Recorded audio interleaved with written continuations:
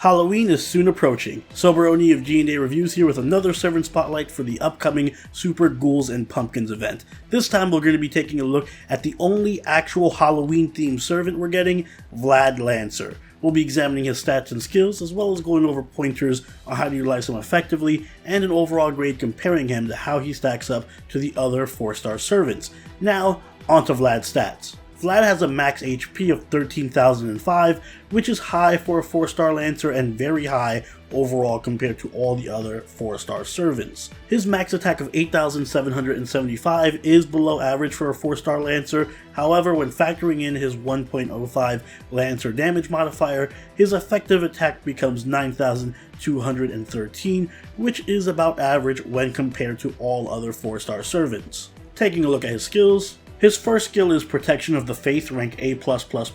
It increases his debuff resist for 3 turns, between 50 and 100%. It also restores between 1,000 and 2,500 HP, and increases his defense between 20 and 40% for 1 turn, while also increasing his attack between 10 and 20% for 3 turns. All effects depending on level. Next up, his second skill is Tactics, rank B, which increases the Noble Phantasm strength of all allies for 1 turn, between 9 and 18%, depending on level. And his last skill is Innocent Monster, rank A, which grants him between 5 and 10 crit stars per turn for 3 turns, depending on level, and also applies Target Focus for 1 turn. Taking a look at his passives, he has Magic Resistance rank C, which increases his debuff resist by 15%. Moving on to his deck and Noble Phantasm, Vlad Extra has a Buster Quick deck with Quick Arts Buster, and a Buster Noble Phantasm. His Noble Phantasm is Kazikli Bey, which applies Ignore Invincibility for 1 turn, and also deals significant damage to a single enemy with between a 600% and 1000% damage modifier, depending on level. It also deals bonus damage to any evil servants with between a 150% and 200% damage modifier, depending on overcharge.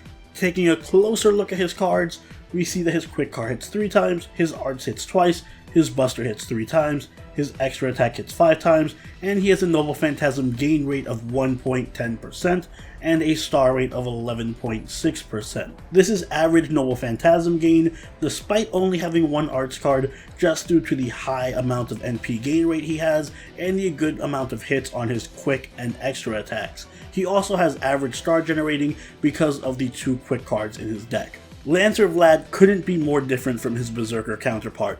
Rather than a focus on arts, Extra Vlad is a Buster Lancer with an emphasis on tankiness. Not only does Vlad pack a high HP stat, but he has a skill set that is totally geared toward taking advantage of it. His third skill, Innocent Monster, provides him with a low cooldown taunt, as well as a very strong passive star generating. This is his number 1 utility skill, and it comes in handy both for protecting squishy glass cannons and for feeding them crit stars to further increase their damage potential. Vlad also packs another strong piece of utility in his second skill, Tactics. It isn't huge, but an 18% NP buff can make a considerable difference in an NP chain or when you're stacking buffs on someone, so don't underestimate it. However, by far Vlad's strongest and most noteworthy skill is Protection of the Faith. Much like Imperial Privilege, this is one of the strongest skills in the game. However, unlike Imperial Privilege, this skill is completely unbalanced and it bestows you with limitless free buffs. There is no RNG on this skill when you use it. Vlad is getting 100% debuff resist for 3 whole turns, a 2,500 HP heal, a 40% defense buff, and a 3-turn 20% attack buff. That is essentially Gil's Charisma, Media's heal, a slightly weaker version of Morph, and a 3-turn debuff immunity, all crammed into a single skill. Naturally, this is the linchpin of Vlad's skill set. It synergizes perfectly with Innocent Monster thanks to the taunt and defense buff combo, but also keep in mind that with 100% debuff resistance, Vlad can also taunt enemies into wasting stuns or charms, making him not only good for absorbing enemy attacks, but also great for tanking enemy debuffs. The short cooldown heal ensures that you won't be killed too easily, and the attack buff synergizes very well with tactics to give Vlad's Noble Phantasm a lot more punch, while also making up for his lower attack stat. Of course, you're going to want to max out Protection of the Faith first, always, because it's just too incredible of a skill to ignore, followed by Innocent Monster for more utility, and then finally Tactics last, as it isn't as important. But even beyond his skills, Vlad packs a monstrous Noble Phantasm. It's a single target buster that ignores invincibility and evade, and it has a bonus against evil enemies. This is a very good trait to have, as there are unsurprisingly a ton of evil servants, many of whom appear regularly as bosses. Vlad's Noble Phantasm will do a ridiculous amount of damage to these enemies, and it's completely unavoidable, giving him a very strong anti-evil niche. Thanks to Protection of the Faith, Vlad performs at a much higher level than his stats indicate, and can both tank a lot of damage and dish it out.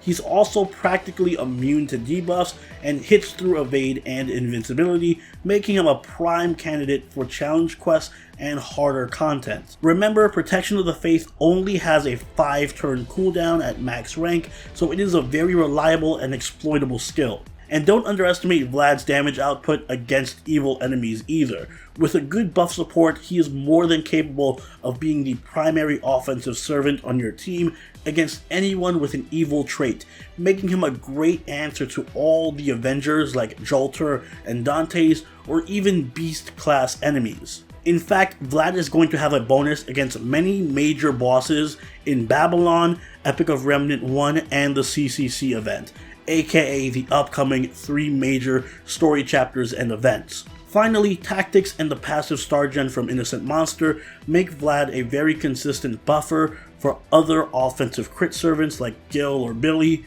where he can provide them both with NP damage and star generating. Despite all that upside though, Vlad does have a major weakness in his lack of hard defense. No invincibility, no guts, or no evade makes him very susceptible to being one-hit KO'd from enemy Noble Phantasms, and that is especially detrimental to him as a tank. It also makes his taunt a little less effective. He definitely needs a little bit of help from supports to be able to withstand potentially fatal one-shots. Speaking of which, team comp is crucial for Vlad. He does fit into a variety of teams, however he works best when acting either as your main damage dealer or as a supplemental offensive tank support in a more offensive buster team. When you're facing a boss servant with the evil trait like an Avenger or a Beast, then I suggest using Vlad as your primary damage dealer in your team and surrounding him with good supports. He'll need allies that can buff his damage and give him some good hard defense. And that is why Mosh, Jean, and Nero Bride are excellent choices. Mosh gives Vlad further tankiness from her defensive buffs, and she can also give him invincibility, which makes up for his biggest weakness, and she gives him an additional attack buff on her Noble Phantasm.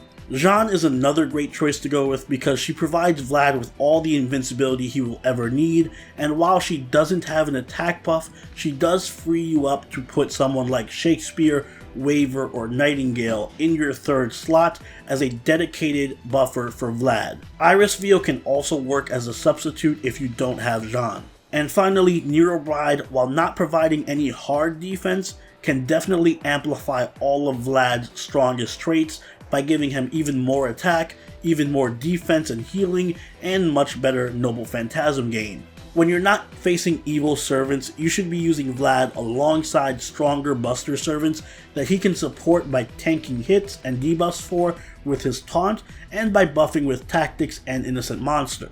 Jolter and Lancer Arturia Alter are perfect for this, as both of them are fragile and can really benefit from an ally with taunt, and both rely heavily on crit stars for damage, which they aren't completely capable of consistently generating on their own. With a craft essence like 2030, Vlad can become a very reliable crit star engine. Both of them also benefit greatly from Tactics because it stacks multiplicatively with their other self buffs.